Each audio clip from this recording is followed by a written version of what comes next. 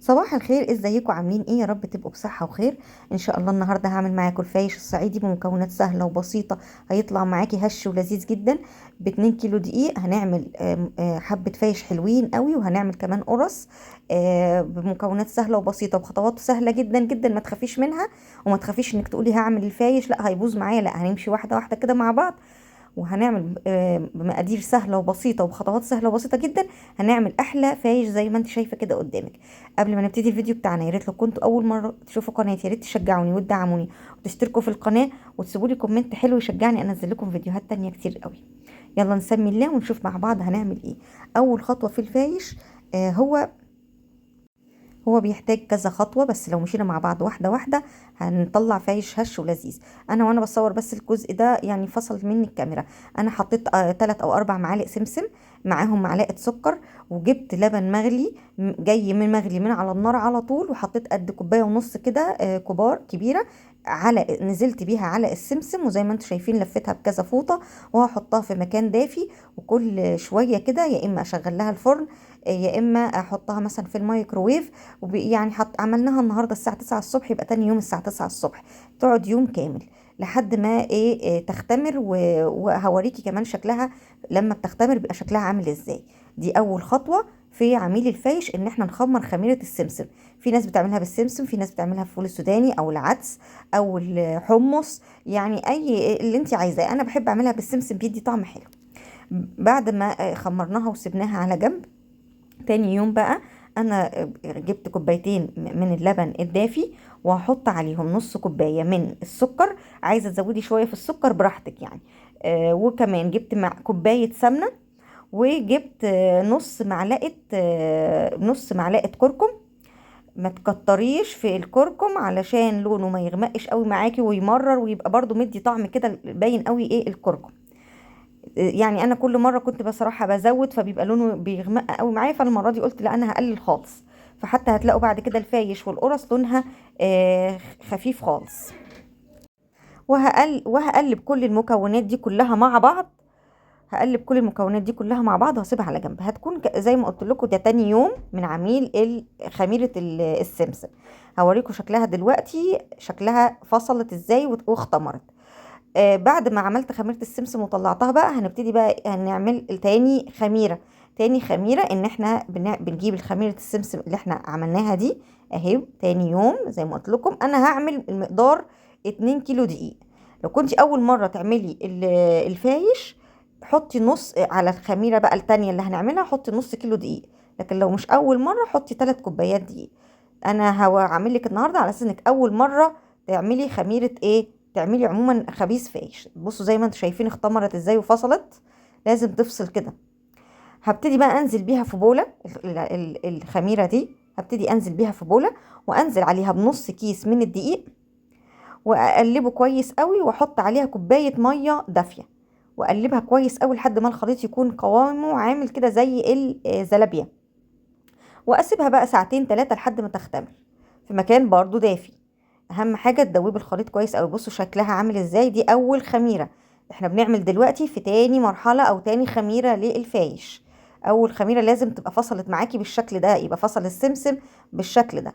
تمام. تاني خميره زي ما قلت لك هنعملها بنص كيلو دقيق، وبالخميره الاولانيه دي، وبكوبايه ميه دافيه. وبعد كده زي ما قلت لك هنسيبها لحد ما تختمر، وهوريكي كمان اختمرت وشكلها بقى عامل ازاي. بعد ما تختمر، وتاني مرحلة بقى تالت بقى مرحلة، مش تالت بقى مرحلة ان اختمرت الخميرة اللي احنا عملناها دي اختمرت، هنبتدي بقى نحط عليها ايه تاني خميرة دي. هنجهز بولة فيها كل المكونات الجافة.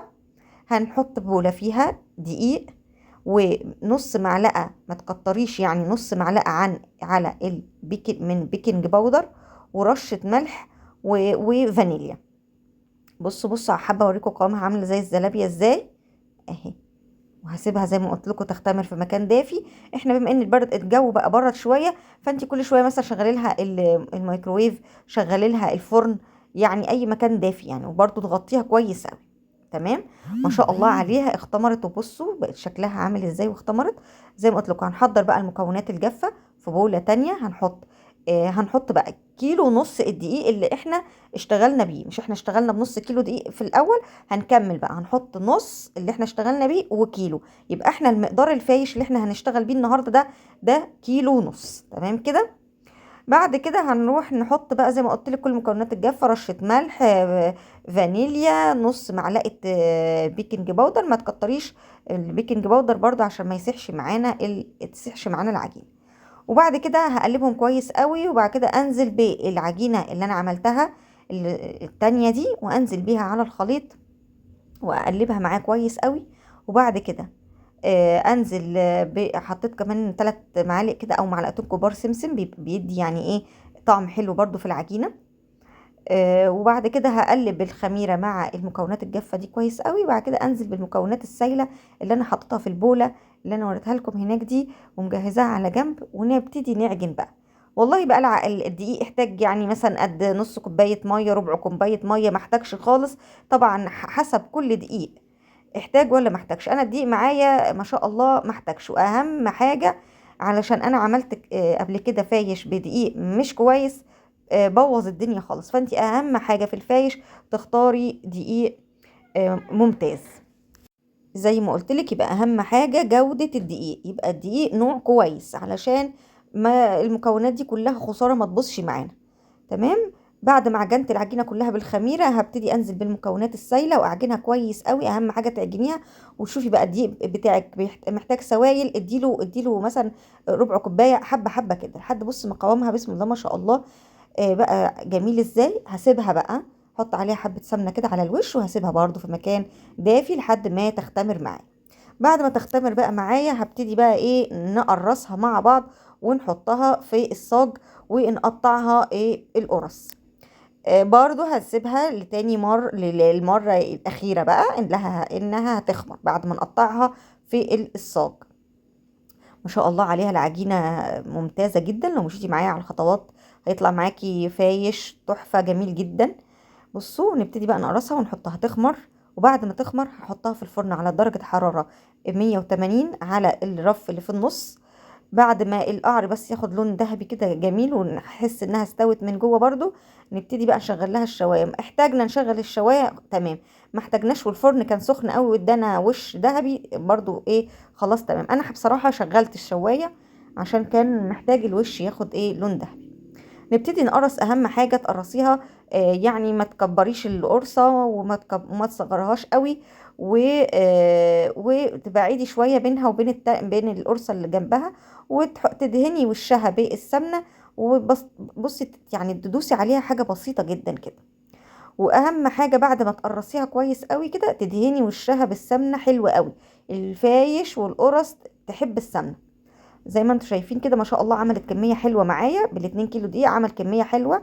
اول مره هتعملي فايش او قرص ما تكتريش في الدقيق، امشي على المقادير دي وعلى المكونات دي هتطلع لك فايش وقرص تحفه جميله جدا جدا جدا. زي ما قلت لكم هسيبها تختمر.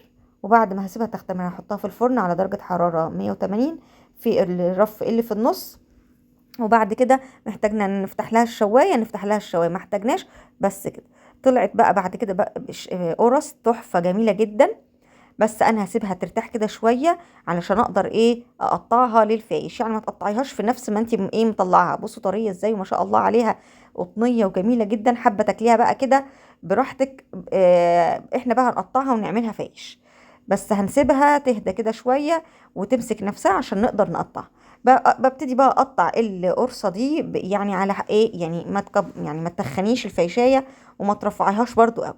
بس كده. وبعد كده فتحت لها الشوايه خدت اللون الذهبي اللي انتوا شايفينه قدامكم ده، مع كوبايه شاي بلبن، مع كوبايه لبن، مع كوبايه شاي. فطار جميل جدا او عشاء بسيط كده وسهل وسريع.